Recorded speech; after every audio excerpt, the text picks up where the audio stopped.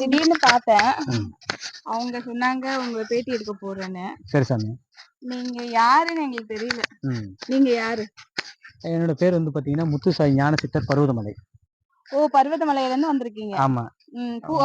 எவ்வளவு நாள் ஆச்சு இங்க திருவண்ணாமலைக்கு வந்து? நான் பர்வதமலையில இருந்து வந்து பாத்தீங்கன்னா நேற்று அங்க வந்தேன். நம்மளோட குருஸ்தலம் வந்து பர்வதமலை தான். என்னோட குருநாதர் வந்து விடோபனம் தான். ஓகே. அதனால வந்து அங்கதான் இருப்போம், பர்வதமலையில இருப்போம்.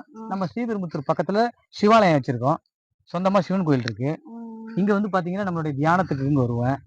நம்ம ஐயனை சேவிக்கிறதுக்காக இங்க வருவேன். அதனால உங்களை பார்த்துருக்கேன் சாமி. சொல்லுங்க. இங்க என்ன விசேஷம்? இங்க நான் வந்து இங்க ரொம்ப நாளா ரமணர் மகரிஷியை பார்க்கணும், இந்த ஆசிரமத்துல மிதிக்கணும், காலடி வைக்கணும்னு நினைச்சு வந்திருக்கேன்.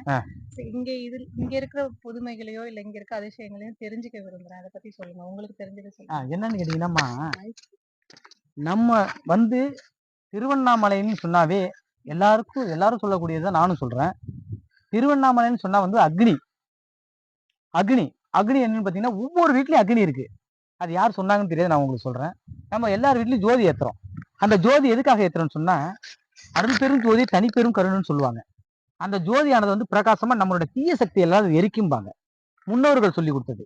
இப்ப திருவண்ணாமலைக்கு நம்ம வந்தோம்னா எல்லாரும் வர்றவங்க எல்லாம் கிரிவலத்துக்கு பாதைக்க வர்றவங்க எல்லாம் கேட்டீங்கன்னா சாப்பிட்டுட்டே வர்றாங்க, பேசிக்கிட்டே வர்றாங்க, வீட்டுல உள்ள கதை வெளியில உள்ள கதையெல்லாம் பேசிட்டு வர்றாங்க. அந்த மாதிரி கிரிவலம் வர்றப்ப வரக்கூடாது. நம்ம என்ன கிரிவலத்துல நம்ம வரணும்னா எந்த ஒரு வேண்டுதலும் ஐயா கிட்ட வைக்க கூடாது. திருவண்ணாமலைக்கு வர்றதே பல கோடி புண்ணியம் செஞ்சுதான் திருவண்ணாமலைக்கு வர முடியும், இல்லைன்னா வர முடியாது. அப்ப ஐயாவுடைய அனுகிரகத்தோட ஐயா நம்மளை அழைக்கிறாரு. நம்மளை அழைக்கிறப்ப நம்ம என்ன செய்யணும்? ஓ நம சிவாயங்கிற பஞ்சாட்சர மந்திரத்தை சொல்லி நம்ம வரணும். அதிசயங்கள் சொல்ல போனா நிறைய அதிசயங்கள் இருக்கு. அது ஒவ்வொரு வாட்டி உணர்ந்தவங்களுக்கு தான் தெரியும். நீங்க எத்தனை வாட்டி வந்திருக்கீங்க? ஒரு 4-5 வாட்டி. வருஷ கணக்கா வர்றீங்களா? இல்ல, நான் மேரேஜுக்கு பிஃபோர் ஒரு 2 தடவை வந்தேன். அதுக்கப்புறம் இப்போ ஒரு 3 தடவை வந்திருக்கீங்க. நீங்க ஏன் அடிக்கடி வர்றீங்க?